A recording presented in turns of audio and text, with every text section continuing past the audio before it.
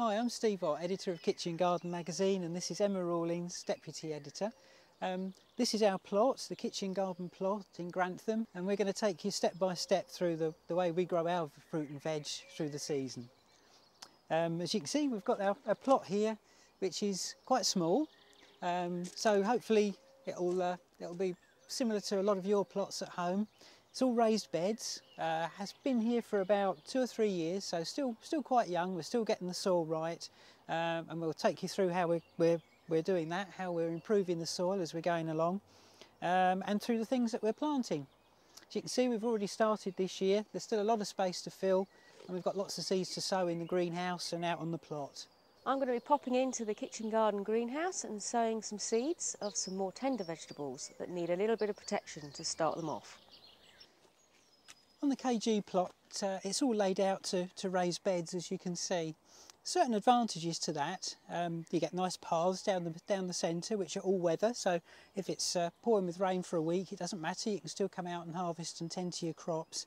And also being raised, it's slightly warmer, it's a nice sort of easy environment to care for as well. You've got a smaller space, which means it's easy to plan your crop rotation, and also you can reach the soil from the paths. You haven't actually got to walk on the soil, which means that you're not compacting them. But this area here needs preparing, as you can see. It's been left fallow over winter, had some manure added to it, and we've also done a little soil test on it to see if we needed to add any fertilisers. Now, as it happens, this is perfectly okay. The well-rotted garden compost that we used has meant that we can grow just about anything in here. So all it really needs doing is to prepare it ready for sowing, prepare a seed bed. Now, one problem I have found with raised beds is that if you use a rotavator, such as the one we're going to use today, and you go right up to the edges, it tends to throw soil over the paths. Then of course you get weeds growing in amongst the paths, in amongst the stones on the path. So what we're going to do is just dig around the edge before we start the rotavator and look for any perennial weeds. And this garden in particular, we suffer with things like couch grass and ground elder, and you can imagine with those creeping weeds that if you don't dig them out and just confine your cultivation to the middle of the bed, then you'll find that they'll gradually spread along and you'll end up with a big ring of ground elder or couch around the edge of your bed, which is no good at all. So what I do is just take an ordinary fork first, and this is the hard work before we get to the easy bit with the rotavator, and just dig around the edge and just dig out any perennial weeds as we go. I just throw the soil into the middle.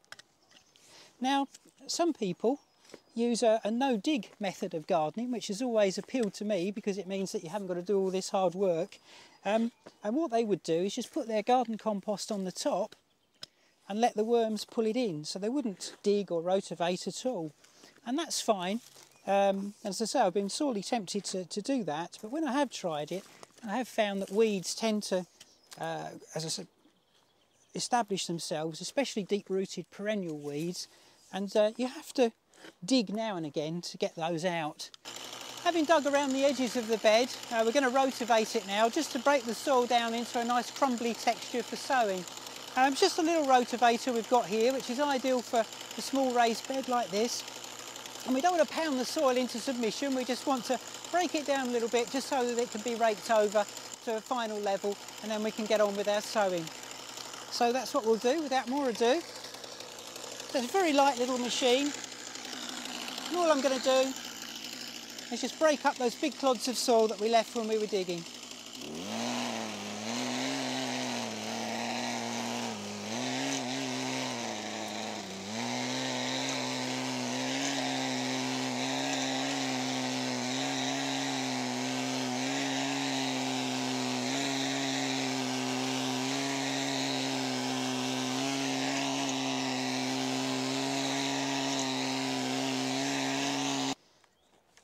Having rotavated and broken up the soil to quite a nice crumbly tilth, as you can see, it's just perfect at the moment for digging, not too wet, not too dry.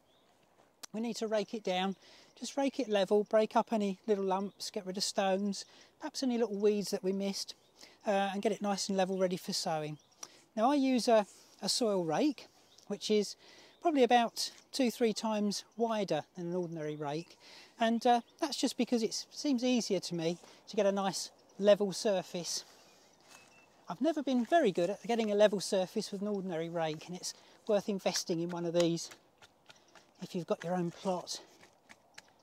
So we'll just break up any lumps that we find as we're raking. Now, I could have gone over this much more with the rotavator and broken them all up, but I do worry a little that if you go over too often, you might just spoil the structure of the soil. So we're just raking to level really, and then those last few lumps will get broken up.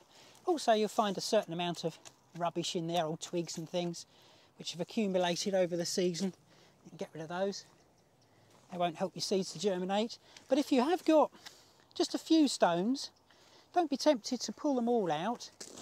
I've known people to actually go over their veggie beds and sieve out every stone they could find. In fact, stones, just as long as there's not too many, are rather good because they do help drainage, keep it open, particularly on very heavy soil like this. A few lumps will just break up. And as you see, although that must have looked very drastic with the old rotavator, the worms are still intact and relatively happy. As I say, if you really want to try it, then do have a go at the no dig option, which just means that you put your compost over the top, and instead of digging it in, this is in the autumn rather than now when you want to sow, you can just put it on the top and let the worms pull it in for you. But as I say, I have tried that before, and I did find that the weeds tended to build up a bit. So if you are following a no-dig sort of policy, I think you will have to dig perhaps every 3 or 4 years just to get out any deep-rooted weeds and to break up any poorly drained patches that might have built up in the soil.